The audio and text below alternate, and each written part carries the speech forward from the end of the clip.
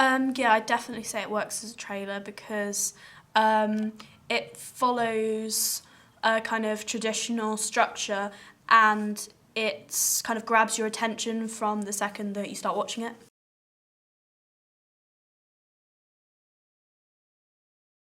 Yeah, I'd definitely go and see it because I think it's aimed at teenagers and those kind of films, horrors, are kind of particularly aimed at the teenage audience.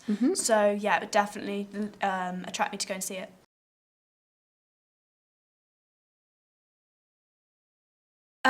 Definitely.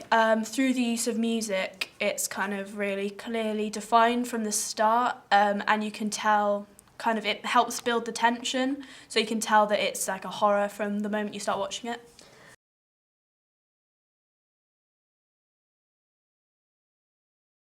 I really like the establishing shot at the beginning with me kind of walking through the undergrowth, and it's kind of almost a point of view shot. So it's like kind of got the bushes and everything like in the like on the screen. And also I like how when the shot, another point of view shot is when I'm walking down the alley, like walking down the path even, and it kind of speeds up. And I think that's really good because you're not really expecting it as an audience. And also I really like the shot of Will at the end, and basically how the whole tension builds throughout.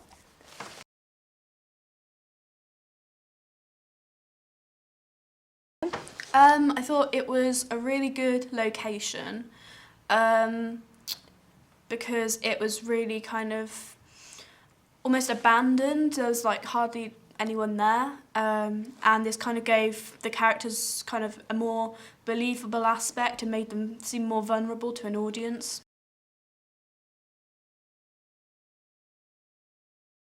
I'd say it's definitely clearly established. Yeah, there was really, I kind of knew where it was going to go, but not to the extent where it's kind of like predictable, but yeah, it was interesting.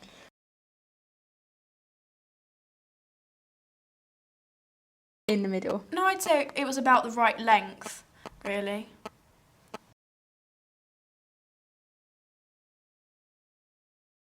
Effective, and it kind of gave the kind of audience a sense that it was kind of real. It seemed more believable because in some horror films it's kind of, you can tell that it's been overly edited. Yeah.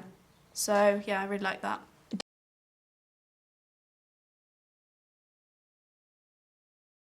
Yeah, definitely. The music was probably one of my favourite aspects of the trailer as a whole because it, from the start, it kind of with the heartbeats and it kind of like built up, and then right at the end when Unseen comes on the screen, you're just, it's like that's the climax, and I thought that was really effective.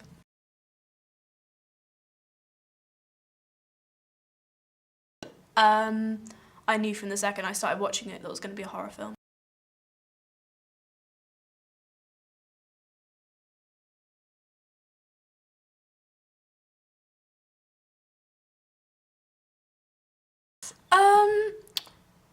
I'd say in a way it does because it kind of follows that kind of structure of a girl alone, you know, but also it's kind of got lots of different elements that aren't necessarily used. It's like almost a more kind of believable horror.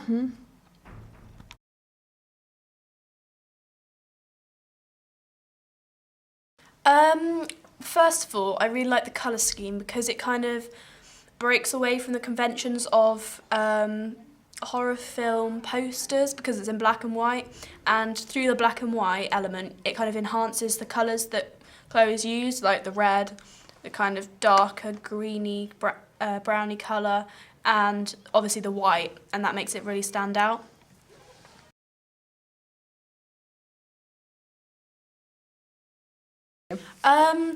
I think it really shows the fear element, the theme of fear throughout the trailer, because of the angle.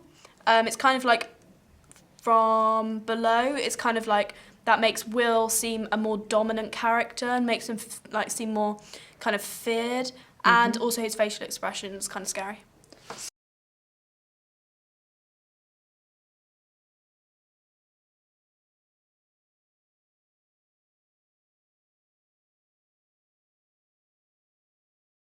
Colour and the mise-en-scène. The mise-en-scene's really effective.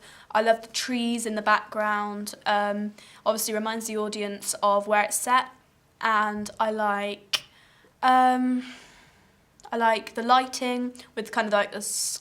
I'm not sure if it's sun or if it's kind of like, I think it might be like a night sky kind of coming through the background, and it kind of contrasts between the light and the dark.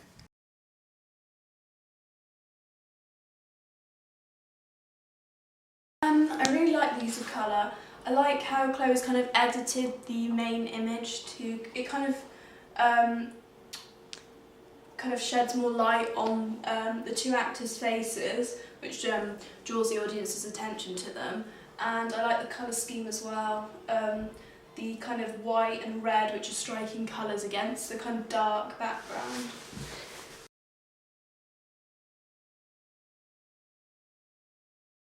Yeah, as I said before, I really like the lighting with kind of like the light coming through the trees, and I think that's really good mise-en-scène because it kind of reminds the audience of where the film's been shot.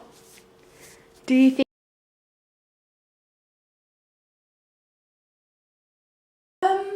Yeah, I probably would say it conforms. It's got the big masthead at the top, tagline underneath, main image, and then the text around, and yeah, it's quite similar to other film magazines that I've seen, but it kind of also brings something different because of the main image. It makes it feel kind of more realistic and more like not as posed as some magazine covers are.